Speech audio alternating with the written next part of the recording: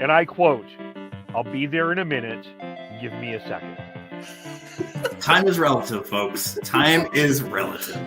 Yes. So, hey, cheers to everybody in the chat. They're a division rival. I don't care how many wins they get. Screw them. That wasn't the take I was expecting to hear. I want to gush over watching live Chris Tanev. I think that we completely underestimate the skill it takes to play defense. One highlight or several highlights does not a Calder trophy make. I'm stepping in here. I'm going to be the crotchety old man here. They need to learn patience. They need to understand the tension, everything, and the drama. How dare! Look at this. How is McDavid not getting a penalty? You guys need to calm down with this, okay? You guys need to calm down with it. No, Tyler, I will not calm down. The Canucks are 0-3-1 to start the season. I was actually somewhat optimistic going into this season. That's fucking gone down the drain pretty damn quick. Well, welcome to the Shifts and Pucks podcast. I'm Sean. Kevin's not here. And I'm joined by Chris. And let's just pull the curtain right back. We'd have already done this intro once. I forgot to hit the go live button. And that was because we're ready to rant. Yeah, we already used all of our A+ material before we went live. But I will repeat myself. I just got back from fucking Vegas. I should not be drinking right now. I should be detoxing. They drove me to the drink on the 4th game of the fucking season. Cheers to that. Cheers. Here. Rick Dollywell will like my glass. Oh, yeah. Crown. There we go. Rick approved. Oh, man. Like, at what point? What did we say at this point, Chris? They've blown leads and multiple goal leads in every game this season. It would be one thing if it was 1 goal leads here and there, but no, all 4 games, at least 2 goal leads, some even 3 goal leads, and epic collapse after epic collapse. Like I was a little bit optimistic during that 3rd period when Bo got the go-ahead goal, but that quickly disappeared. I know, it's absolutely just,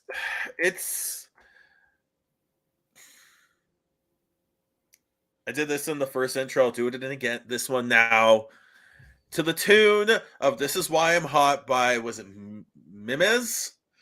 I don't even know, but who cares? We know song referencing. This is why I drink. This is why I drink.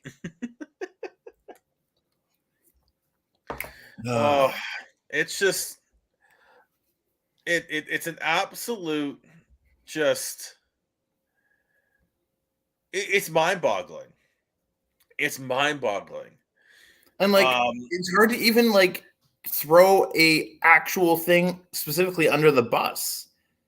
Like, to me, there's no glaring defect that's causing this all.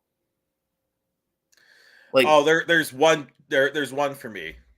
There's one for me, and it's 2 words: puck management. They were much better at it tonight, but there's still a couple players out there that are just they're overthinking it every time they get the puck. And JT Miller's one of them. Like, it's just, he gets even the puck after and he's admitting it to the media. He gets the puck and he's thinking 10 steps ahead when he needs to be just making the simple play. Keep it simple, stupid. The KISS method has worked for years and will continue to work for years. Is it signing a new contract curse? Who knows? I mean, it really feels like Petey and Miller have just swapped roles. Petey's on. Yeah, Petey is the lone highlight so far this season. Elias Pettersson is on this season. Like, he's dialed in. He's doing his dekes. He's ripping shots. And But JT Miller just seems to be overthinking it and fumbling the puck. Like he has no confidence in himself. And maybe there is a little bit of, oh my God, I just signed a bajillion-dollar deal. And now for 7 years, that doesn't even kick in this year. Yeah, it'd be one thing if he was already making his raise. Nope. That doesn't happen until July 1st of 2023, folks. So I just like, you looked at the, at least I'm just looking at some of the possession stats now, and 5-on-5, JT Miller was close to 50% in terms of shot attempts for and against while he was on the ice. Before this game, he was in like the 30s. Like it's been bad for him. And meanwhile, you look at like Petey was at 52, like he was basically 50%. Bo Horvat had a good game tonight. Couple goals, but it's just they can't seem to put it all together. They can't seem to have all three of their center depth that we were applauding and everything just working together at one game. Yeah, and they just click 1, 2, and 3. But no, it has to be disjointed. And Dylan, I hate being the stats guy because I'm not necessarily that guy. Like I just seem to be the one who sort of at least looks at it in like more often than not compared to everyone else on this podcast. Because I was thinking about it today. Like one of the biggest issues when I talk about when I said one of the biggest issues that have plagued this Canucks team in these 4 games is puck management. They were much better this game, at least to start.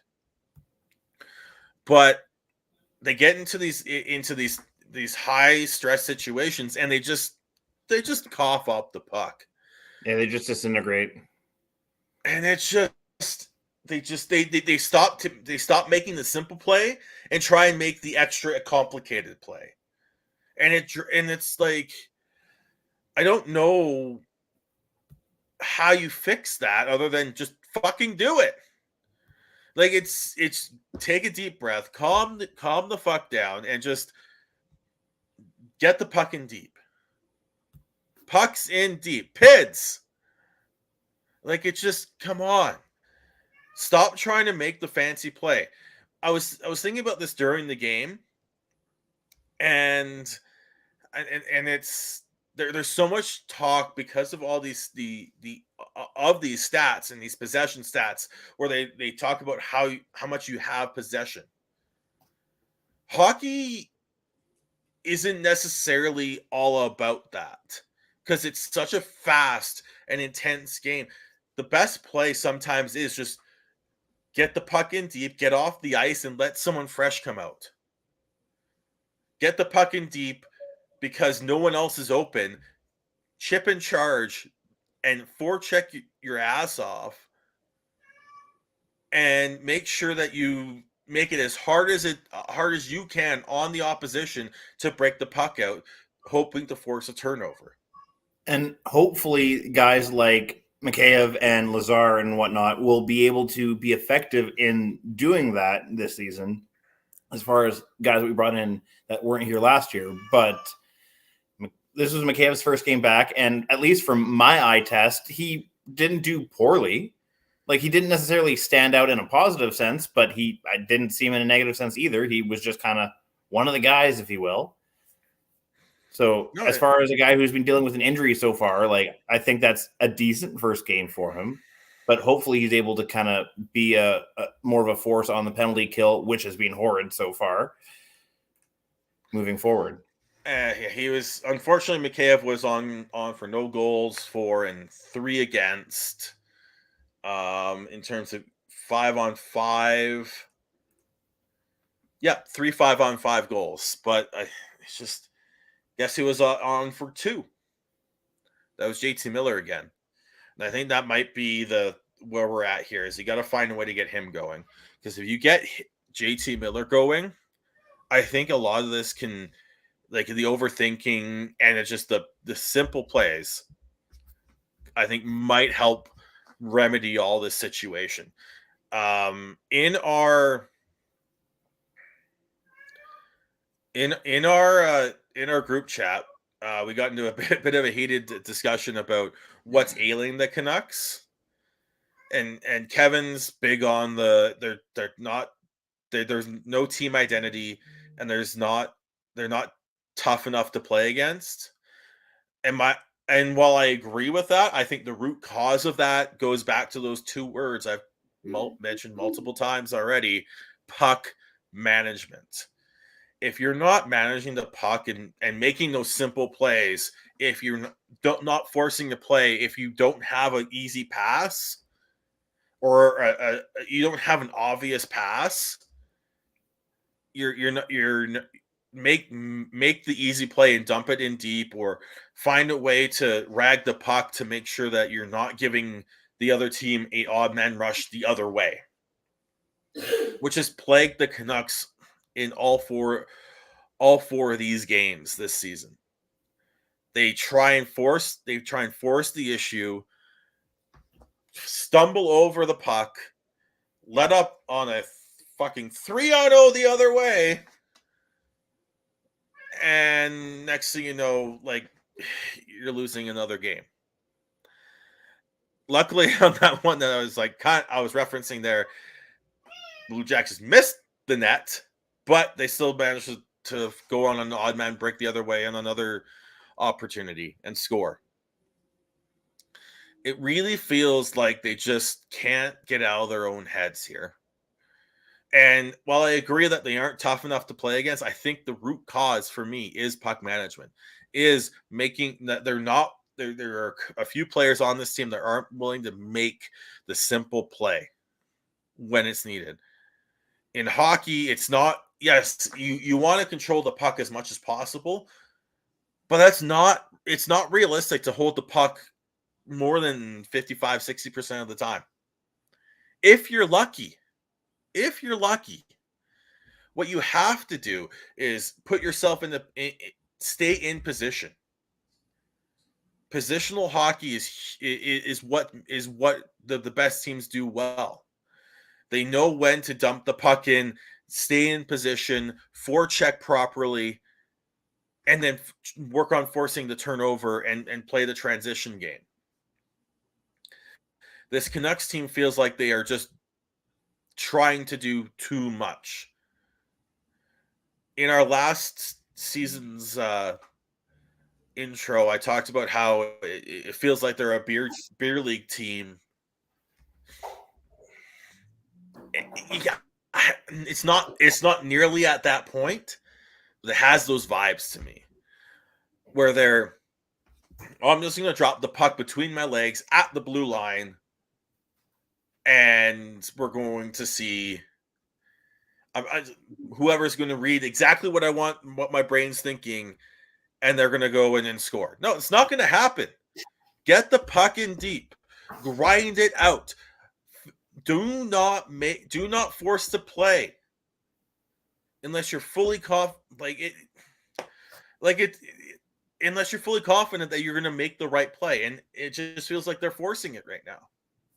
They're expecting like almost Sedinary level mind reading from their cohorts, but that just isn't happening right now. They don't have that chemistry that's pre-established there to make those sort of plays. So yeah, I agree with you, Sean. There, they need to be playing more simple hockey. They need to be more direct. They need to get the pucks in deep and try and get the cycle game going, and try and generate some offense that way. Because clearly, plays off the rush are not in the cards right now. Well, it's not necessarily off the rush. It's more when they get into the slog of they haven't quite built up the sustained zone pressure, and they're trying to build that, and then they, instead of just chipping the puck in and trying to forecheck, because if you do that, at least you're giving your defense the whole zone to to be able to react to whatever's coming at them, as opposed to the danger zone, which is between the top of the circles and the blue line. Like I go back to a few years ago when we had the Goldie Wars in Canucks land. And one of the biggest issues I had with him was that he would refuse to put the puck down deep. He would refuse to do anything like that, and he would just always give up the puck between the top of the circles and the blue line, which puts your team on your back foot, chasing the game. And there's no way that you can be a good defensive team and a tough team to play against if you're chasing the game. And it's execution here. It's making the right decisions. You can put all the best systems in place. You can have all the tough players. You can have all the skilled players. But if you're not making the right decisions and you're just fucking around with the puck in between the top of the circles and the blue line, you're going to give the puck up and you're going to give teams odd man rushes, and you're going to end up chasing the game, which is what the Canucks are doing when, like, let's just put it like in the second half of the games that they've all 4 games. Or more specifically, like kind of with Dylan's last point there, do you think that playing a face-off specialist in overtime is actually a smart strategic move in the sense of gaining the possession, especially when possession is more so important in overtime than it normally is during regulation? See, I don't think it was that. It was that though. It was just the Canucks forcing the issue again. Go back to last season, and you see how they played in overtime. They forced the issue way too much. Instead of waiting for it and being patient, they kept trying to force it, and they would end up being. They would give up odd man rushes. It's so frustrating for me to watch this team because you can see the skill that they have. You can see that when they keep it simple, and they're being they're successful. And then once they get up and they sort of let the focus go just a little bit. I don't think it's a lot, but I think it's just a little bit. They get caught in their back foot, and then all the bad habits that they've had for the past 2-3 years come back. And it's just, it's so frustrating. Like I know we're a podcast, but I'm at a loss of words.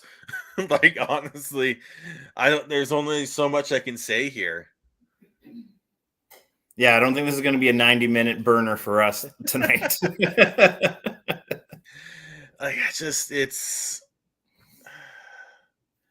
Tyler Myers and McCabe, I think we're good. Like are going to help this team. Hey, we got a point tonight. Woo! Pity point. But it's not good enough. Like they need to in this league, they have to find a way to play like they do. I know in Philadelphia it wasn't necessarily the best start, but they ended up being up a couple goals. But they started out gangbusters against Edmonton. They looked good against Washington for the most part. It was a weirder game. They looked really good again tonight, but they just I don't understand. Like last year it was their starts were shit, but they came back and were able to win games. Now it's the opposite. They can start on fire, but then they lose their confidence out of nowhere, and then they collapse. Yeah. So which I would argue might be like just with how Canucks Twitter and Canucks fandom is, I almost feel like that's the worst way to go about it. That's a way to cause division in the fan base and cause a lot of people to lose their shit faster than they should.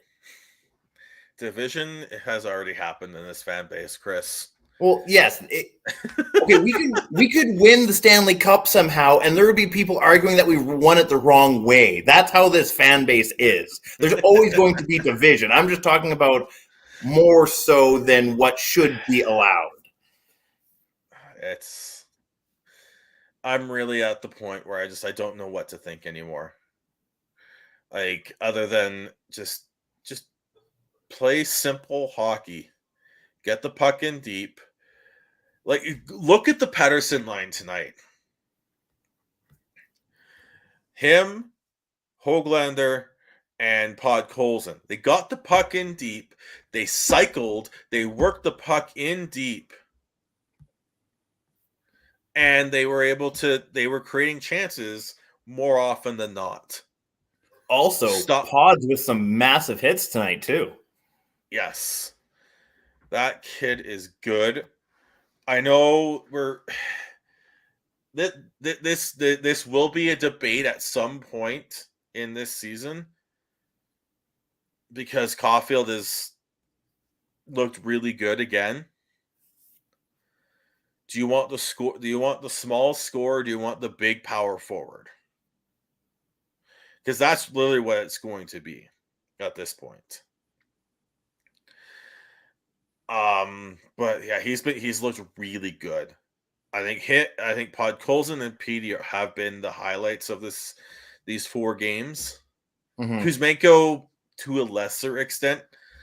I mean, he got buried being on Miller's line tonight. I hate saying that, but he did. He just could put him back with Petey, please. I know they probably want to try and spread the wealth out to a certain degree, but let's just do what I asked for during the offseason. Put Pods and Kuz together on PD's line and have a hot number 1 line and ride that for as long as they can until something else happens that goes well for the team. I wouldn't mind that. Like, you've got Podkolzin, who's a really good forechecker. You've got Petey and Kuzmenko, who just have magic between them two, I think. But you got to find a way to make the other 2 lines go. Yeah. We need to get Miller out of that funk because whether we like it or not, he is, if not the engine, a major cog in the engine for this team. Well, I think if he's not going, this team is going to struggle. When you've got him being so lackadaisical with the puck at times, it's infectious throughout the team. You can get him playing straight line hockey, chip the puck in deep, play forecheck. You're good.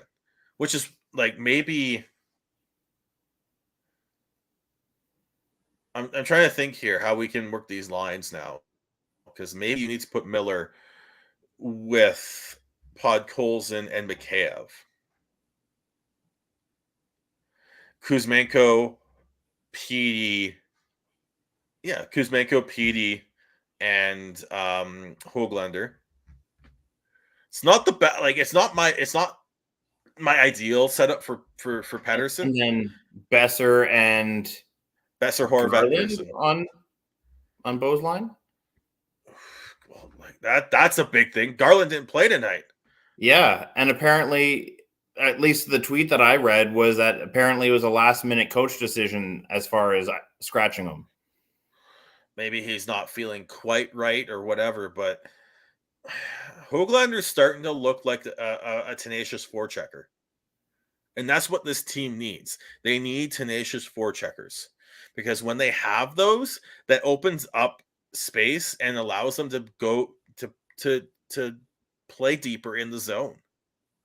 In the offensive zone, which allows them to not be so much trying to play with fire in that between the top of the circles and the blue line. Correct me if I'm wrong, but I think we need a little bit of Jannik Hansen. Yes, they do need Jannik Hansen, and that's what Höglander needs to be. He needs to be Jannik Hansen, If he's Yannick Hansen, this team is better. And if you're going to find, you have to find a way to create offense from down low. All the good teams do. And playing up high in the offensive zone is just playing with fire. And if you're going to do that, you're going to end up with games exactly like this. You're going to have games that end like this for your team because you're going to give up odd man rushes. You're going to put everyone on the back foot trying to get back in position, so you cannot, until you're in position, you cannot play hard on hard defensively because you have to be in position first to do that. Yeah, in this modern NHL, like, you need to, like, the only way that playing up high is going to work is when you have the man advantage. You can't do that 5-on-5 in today's NHL.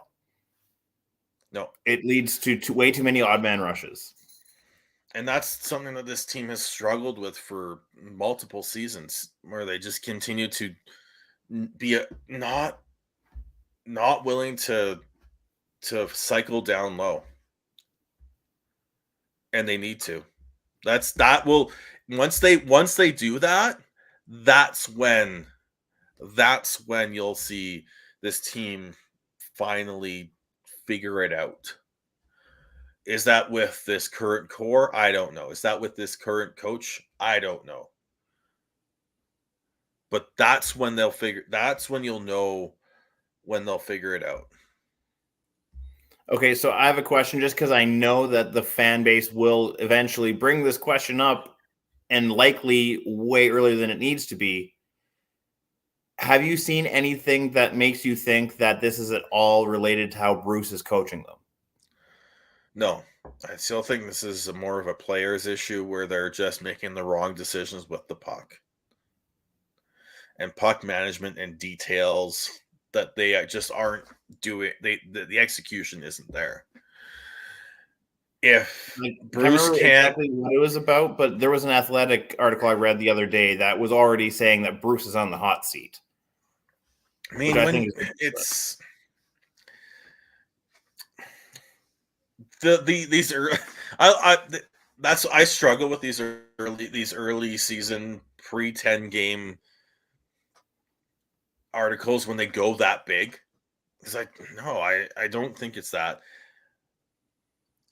I hate saying this because it just brings back memories of seasons gone past that have not turned out well. But the Canucks tonight looked better. There was more promise.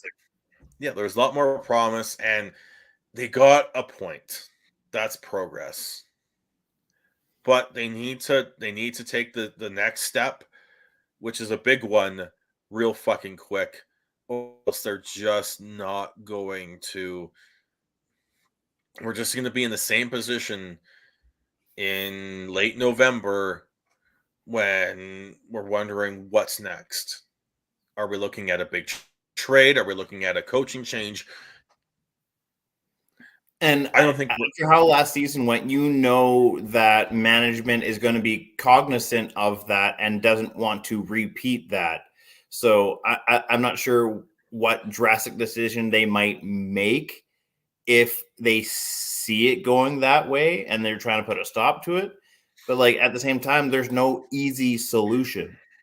Like Dylan brought up the fact that, like, yeah, you could potentially bring in Trotz if you get rid of Boudreau, but I'm not sure that that's going to just magically make it better. Like, yeah, Trotz is an awesome defensive coach and helped turn some teams around, but you could make the same argument about like different systems, different style, but Bruce kind of turned this team around last season in kind of a similar fashion. So I don't think just swapping out a coach is anywhere close to a solution. It's just putting a Band-Aid on it. It is. It is just a Band-Aid. I think it's whether it is players at this point, whether you are making a trade or the players need to look within and just understand that they need to play more simple hockey and stop trying to make things more complicated. Yeah, I think that's the answer more than anything else. And like I said, tonight was a little bit of progress. Didn't get the W. Daryl's not impressed, but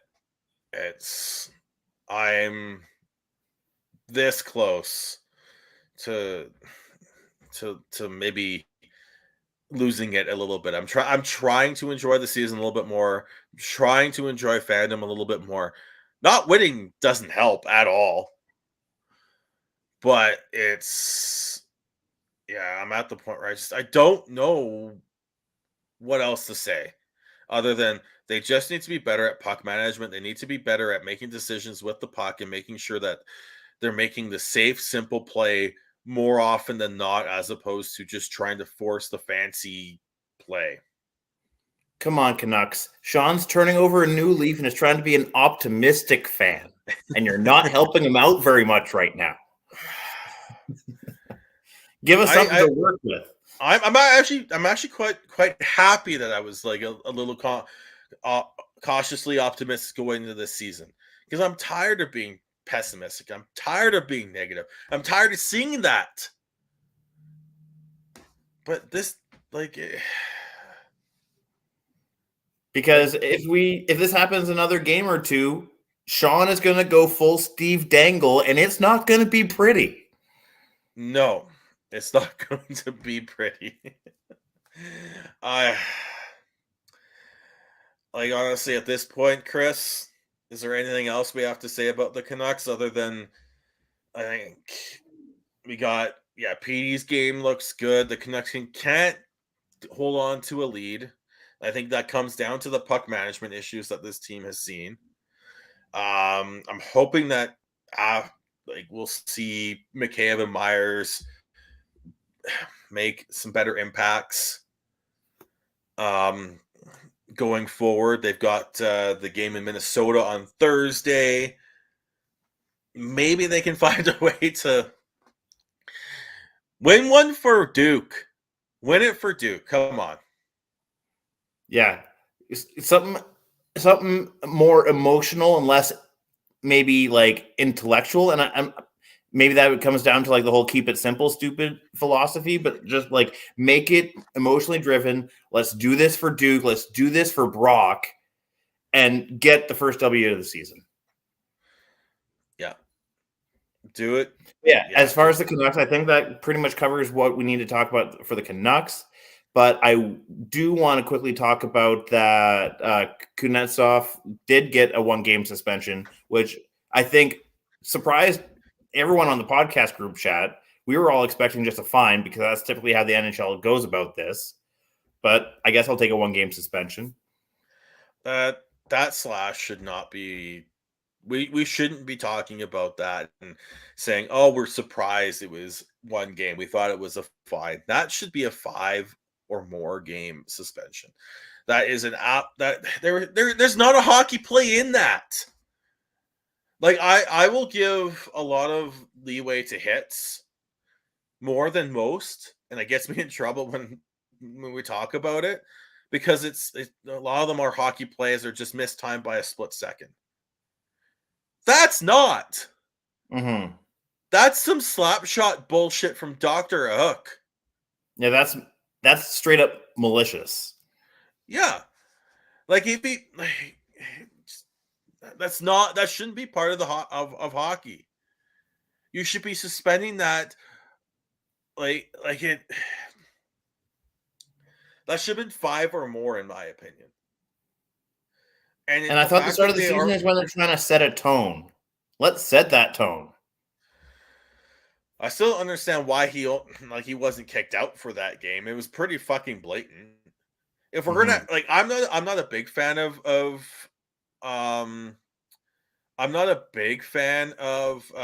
video replay in sports. I think it ruins the game. I think it ruins the flow of the game and like even the Canucks challenged a goal last night, and Tyler said that you have to challenge that. It's just in case. I'm like, That's the problem with it. That's the problem with it. It's now strategic. You either you go full bore and everything's fucking reviewable, including tonight, where the 2-2 goal shouldn't have counted because the puck went out of play. Mm-hmm. But because it cleared the zone, therefore everything's open, or you just get rid of it all. That's where I'm at with video replay. Yeah. So, but let's. Dan's got a couple questions here. Do we think that the Jets will make the playoffs this year? I don't.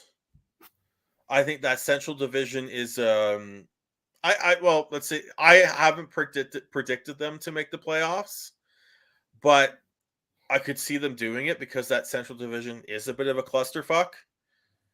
Outside of Colorado and maybe St. Louis.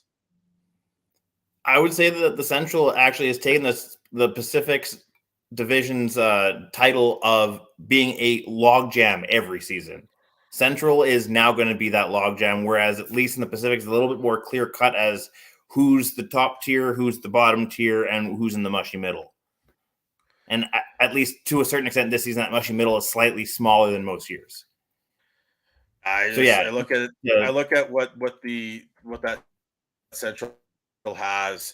Nashville, they're good, but I think they're going to fall off from where they were last year. Minnesota is off to an 0-3 start as well, and they lost Fiala. They've got a couple guys who I think are big regression candidates, including Ryan Hartman's the big one there, who's stepping up and going to be are they going to have enough offense? That's my biggest question there. Dallas is a question for me as well. Ottinger's looked good. Maybe he's going to prove me wrong here and be a true number one starter in this league after taking the Flames to the limit in the playoffs last year. I have more confidence in him than you do. Like, I think he's more than just a flash in the pan. It's just a question of whether he's ready to take that maybe like Demko-esque step up to the next tier. That's actually where I'm at. I'm like, I expect him to be. I expect Ottinger to be a number one goaltender in the next 2 to 3 years. I just don't know if it's this year, if he's going to be able to sustain it for the whole season. So right now he's looked good. Can he sustain it while playing 60 plus games? That's my question with him. And then you've got I always screw up the Central because it's then you've got Winnipeg. They'll be in the mix. I just don't know if they're gonna. I don't know what's going on with that locker room. I don't trust it right now.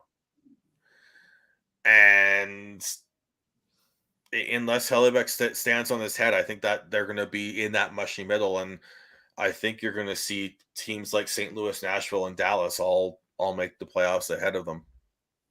Like Winnipeg, this thing is kind of built in the sense that it can be a good Bones-esque team in the sense that it's strong defensively, and I feel like Hellebuyck will flourish in that. It's just whether they can score enough goals to win games to get them into the playoffs.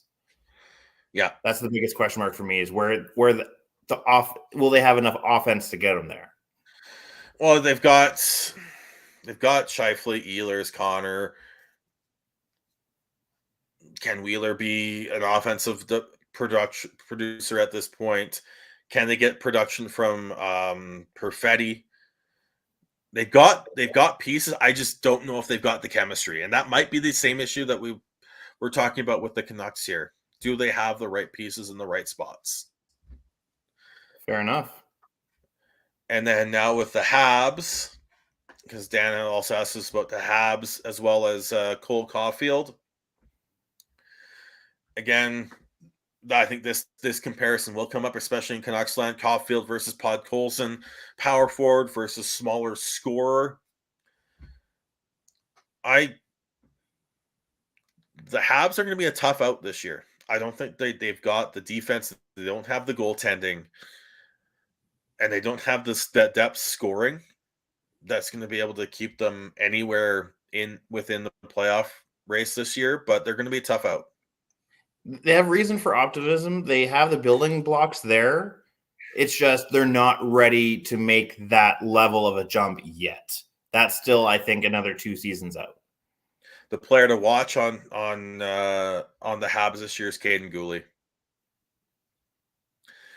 He's young, and they're already throwing him out there against the top players, and he's not looking out of place.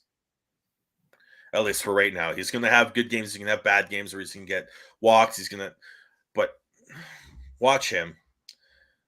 I know I'm probably the 32 thoughts honk or disciple or whatever word you want to use there. But if Merrick and Friedman are already talking highly about him this early in the season, you know he's turning some heads. Yeah. So if you're interested in the Habs, I know Caulfield's the flashy guy that you're going to see a lot of. If you can find time to watch and look for Caden Gooley. This podcast specifically, we're big on learning, making sure we're pointing out players who have who are good at defense. Watch him. I think in a few years he may be one of the best defensemen in the league. Like we're because that is something that I think we're losing. You see all these top end defensemen and top end players coming through the league. They don't know how to play defense. They have all these skills, but they don't know systems very well. They don't know how to read the play very well defensively. So yeah, keep an eye on him. Dan says that the Habs will make the playoffs in 3 years. Ooh. I mean, there's a lot of what ifs that can happen in between now and then. So I think that's kind of hard to say that, like, yeah, in 25, 26, the Habs are going to make the playoffs. Like, I'm not in a place where I feel like I can make a call like that this far out. That being said, I do see the promise. I do see the building blocks that the Habs have there. And I think there's a good reason for optimism. I'm not willing to make that call. In 3 years, I think we'll be seeing a change of the. We'll be seeing the Boston Bruins more down to the bottom of the division, because in 3 years, no more Bergeron. Marchand. Bergeron. No more Bergeron. No more Krejci. Like all their old veteran core will be gone, and I'm not sure there's enough of a core of young guys there yet. No, to replace them. But you also have Detroit and Buffalo in that division. Buffalo is going to have Buffalo. That's a team that in 3 years could be scary good. You look, they've got Owen Power and Rasmus Dahlin on the blue line to build around. They've got, and then they've got, like, just that alone, in my opinion, like, that's going to make him so tough to play against. They've got some good pieces up front. They've got a couple goaltenders coming up that could take that step. And if one of them can, watch out. Detroit, Moritz Seider. Like, I talked about Caden Gooley, how he could be. Moritz Seider is already there. Yep. Moritz Seider came in and was like bullying men as a rookie. I specifically took him in my fantasy pools this season just because I knew people weren't going to necessarily take him decently high enough, and I knew he was going to still be available, and I knew he was likely going to prove me right by the end of the season. And yeah, good old German boy. So I think those two teams are on the up, and I think are a step ahead or two from where Montreal's at right now. In 3 years, who's going to be the goaltender for Montreal? We don't know. And yeah, I don't have the confidence it's going to be Josh Allen. No. So I just, because I think Tampa will still be Like Tampa still should still be good. I don't know where Tampa in Toronto's 3 going to be years at or because I don't Boston know is where now? Austin. In 3 years, I don't know where Toronto's going to be at because I don't know where Austin Matthews is going to be at.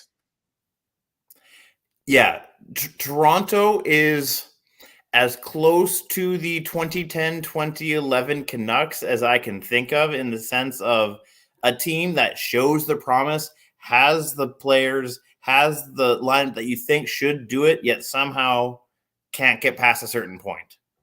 And once they stall past that certain point enough times, they're either going to blow up the management, blow up the team, or both.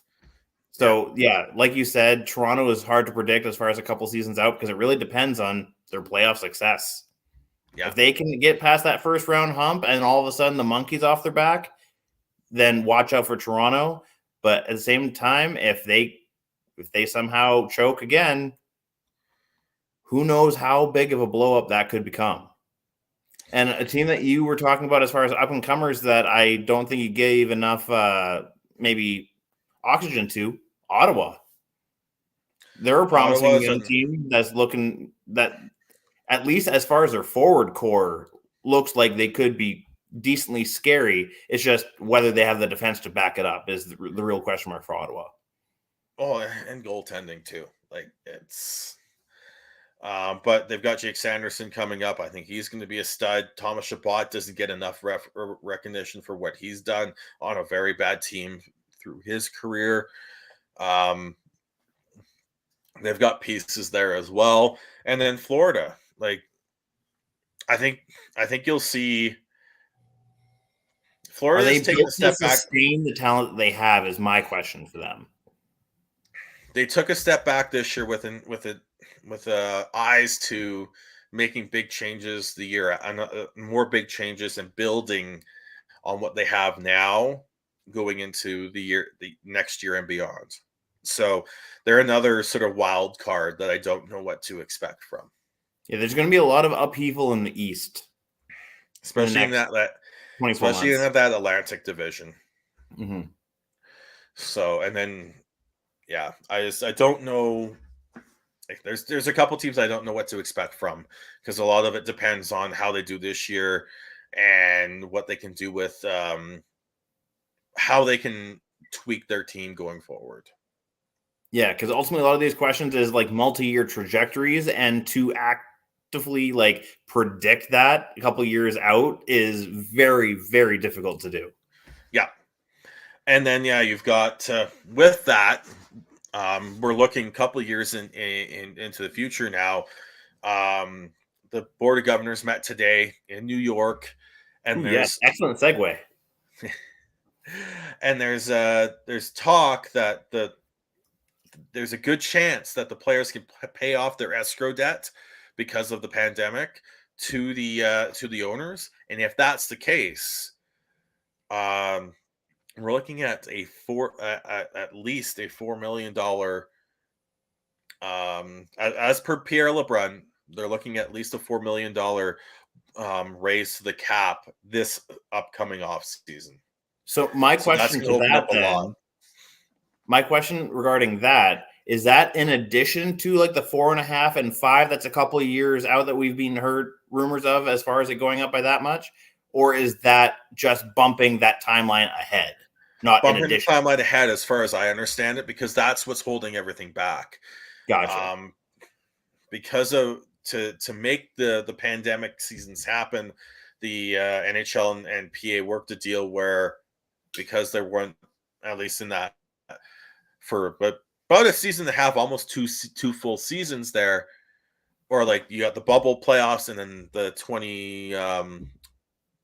21-22 season. Let's just call it the COVID era. Let's be honest. Yeah, the COVID era where there either was no fans or there were some fans and there was no fans and there were some fans and there was full fans, but there was still no fans. NHL rosters versus AHL rosters due to COVID breakouts.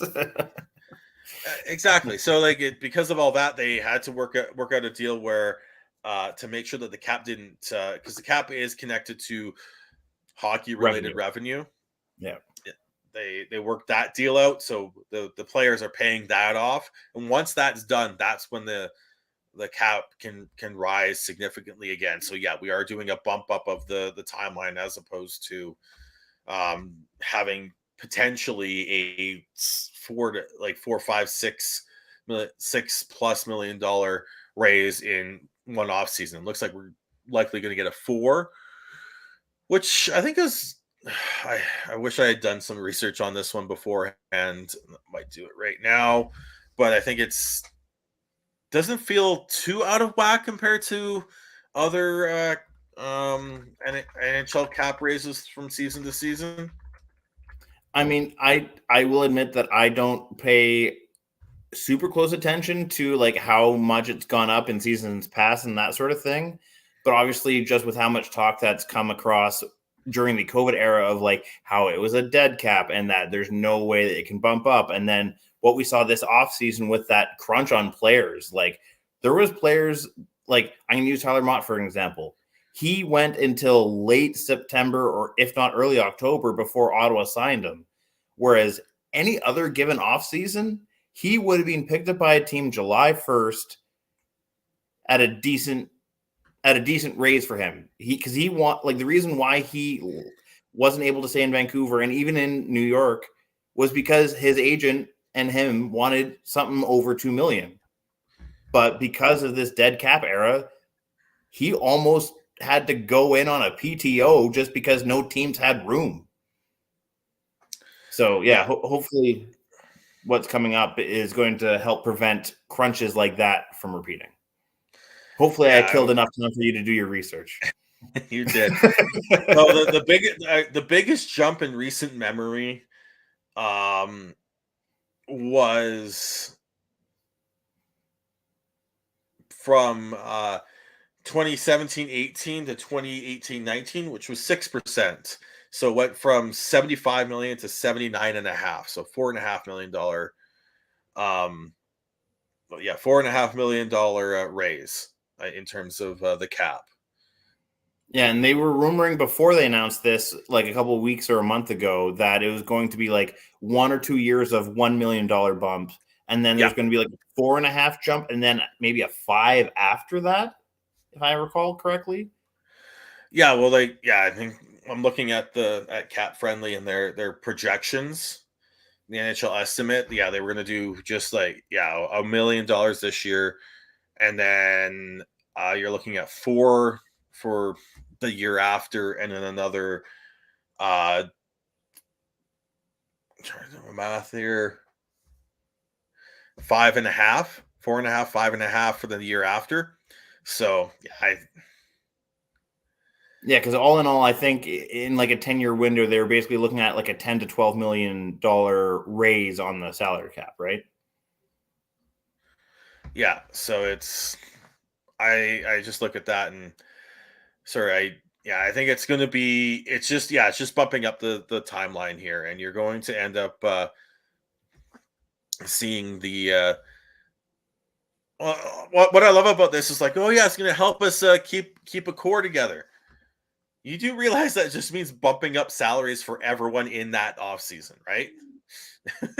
So instead of being like, hey, that means we can afford Petey's new contract and then get like the last 2 core guys that we need to, be a cup contending team. Well, Petey's probably going to eat up that percentage on his contract alone. And then we're going to be spending nickels and dimes to try and fill out those last few roster spots like most teams do every year. Yep. So it's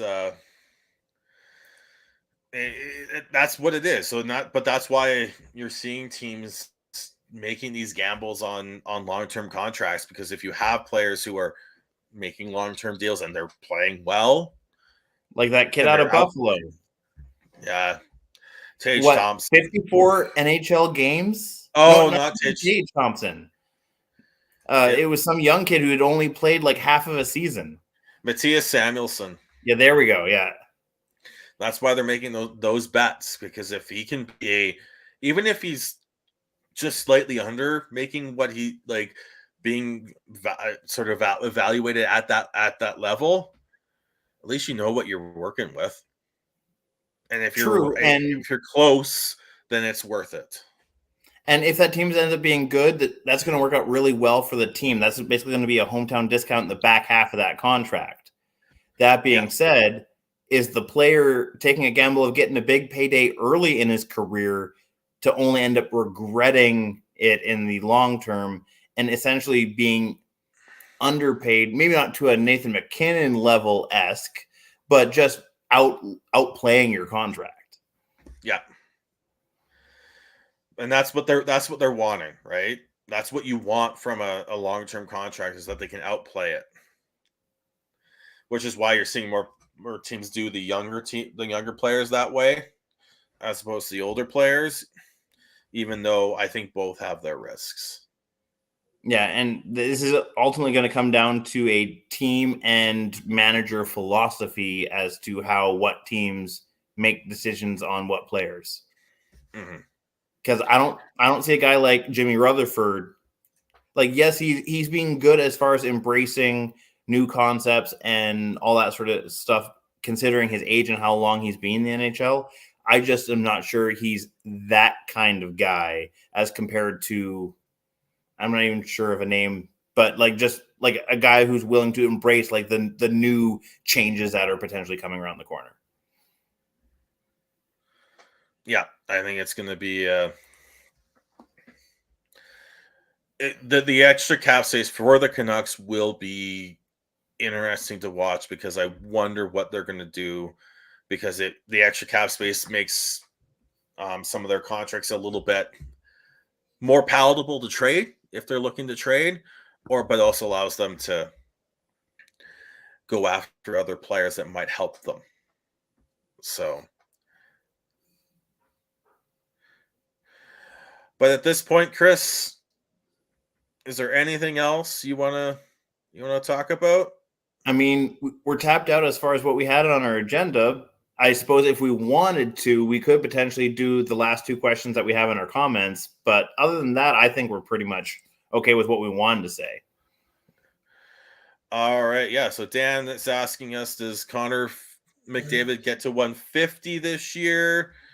Oh, I mean, last year I think there was a bit of an anomaly in terms of how much scoring there was.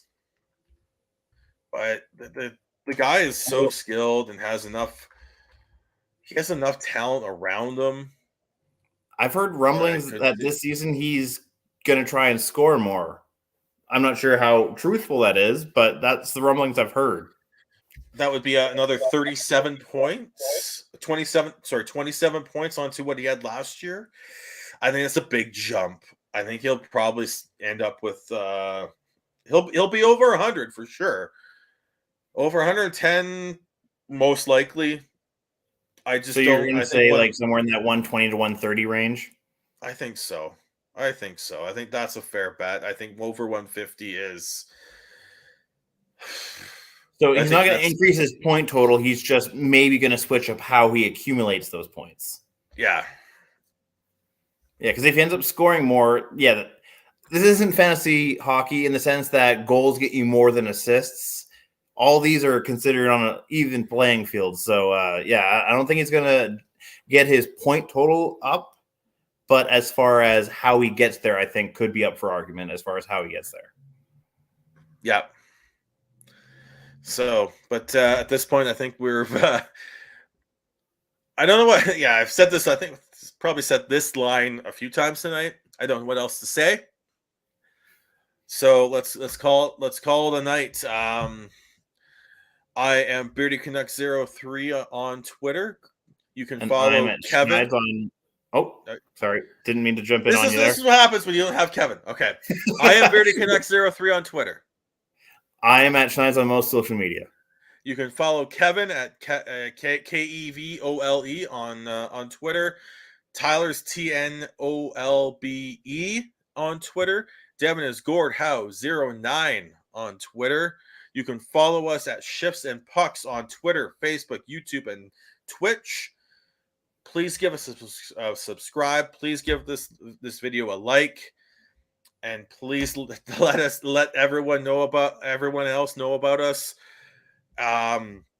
I believe Kevin will be back talking Flames with today's Tuesday, right? Today is Tuesday. On Thursday, Kevin will be back talking Flames. And thanks for tuning in. Goodbye for now.